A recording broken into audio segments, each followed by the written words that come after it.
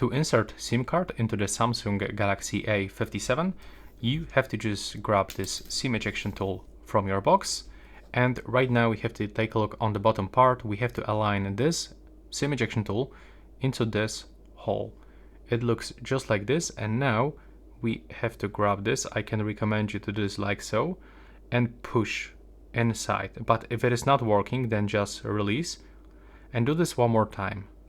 Now as you can see, we can get access. We can take this off,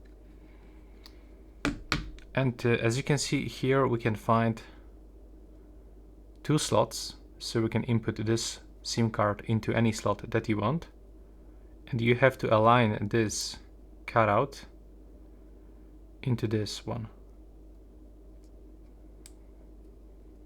Now while holding, we have to put it back just like this.